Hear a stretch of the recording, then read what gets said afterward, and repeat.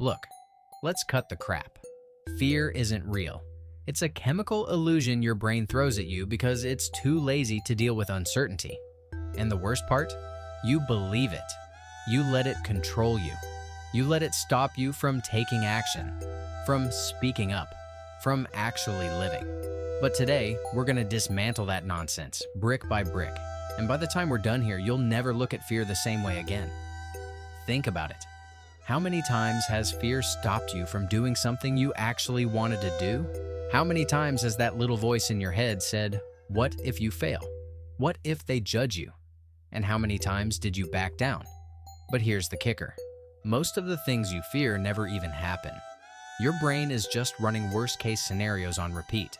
But today, that ends. Because fear is a scam. And you're about to see exactly how it works. You weren't born afraid. You were trained to be. Somewhere along the way, your brain got hooked on fear like a junkie on cheap dopamine. Every time you hesitated, your brain went, "Oh, that felt safe. Let's do that again." And now, boom. You're a professional overthinker, a full-time excuse maker. But guess what? Habits can be broken. Fear can be unlearned. Your brain loves patterns. It loves repeating what feels familiar. So if you've spent years flinching at every challenge, avoiding every risk, and backing down every time fear shows up, of course it feels natural. But just because it feels normal doesn't mean it's right. Fear is nothing but a habit. And just like any habit, it can be rewired. How? Simple. Start rewiring your brain. Every time fear shows up, recognize it, label it, and then take action anyway. Because action kills fear faster than any pep talk ever will. Stop feeding the fear with hesitation. The more you hesitate, the stronger it gets. But the second you act despite it, it shrinks. Test this yourself. Next time you feel fear creeping in, count down from 5 and just do it. You'll be shocked at how quickly fear loses its grip when you refuse to play along. Fear loves dopamine. Why? Because every time you avoid something scary, your brain rewards you with relief. And that relief? That's a dopamine hit. It's why you feel good when you procrastinate, why you scroll for hours instead of facing real challenges. Fear and dopamine are best friends, and together they've been wrecking your life. Think about it. You avoid a tough conversation. Instant relief. You put off starting that project. Instant relief.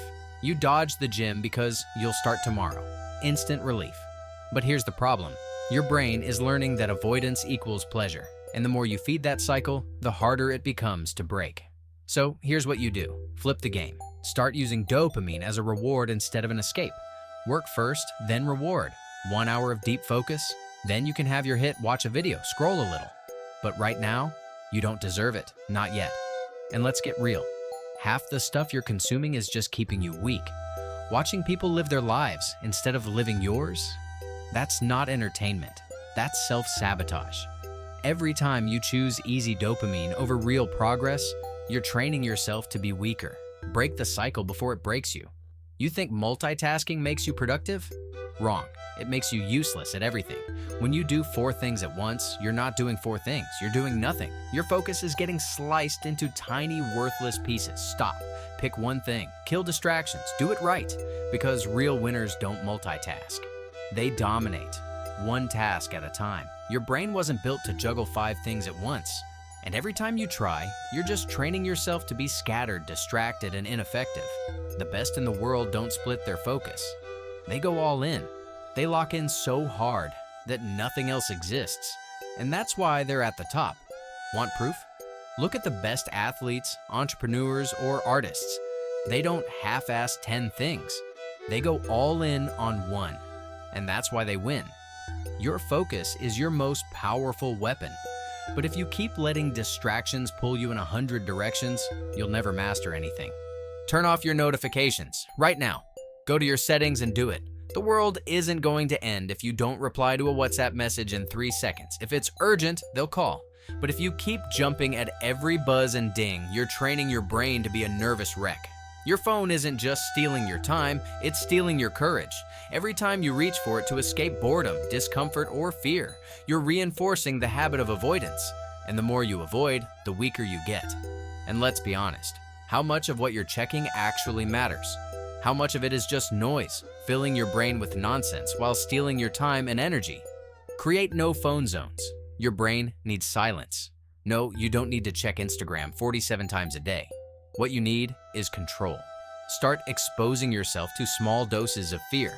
Hate public speaking? Speak up in a meeting. Afraid of rejection? Get rejected on purpose. The goal is to rewire your brain to stop associating fear with danger. Because the truth? 99% of the things you fear won't kill you. They won't even hurt you. They're just uncomfortable. And discomfort is where growth lives. Here's the rule. If something scares you and it won't physically harm you, do it. No thinking, no hesitating. Just act. You'll be shocked at how quickly fear loses its power when you stop feeding it with avoidance. All right, no more excuses. Here's your challenge. Pick 3 things that scare you. Small things. Do them this week.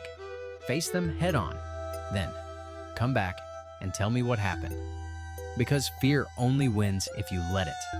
And today, we're not letting it win. And one more thing. Start keeping score. Track every fear you face and every time you win. Because progress isn't about feeling ready. It's about proving to yourself that you can handle more than you think. If this hit you hard, hit that like button. Share this with someone who needs a wake-up call. And subscribe, because this is just the beginning.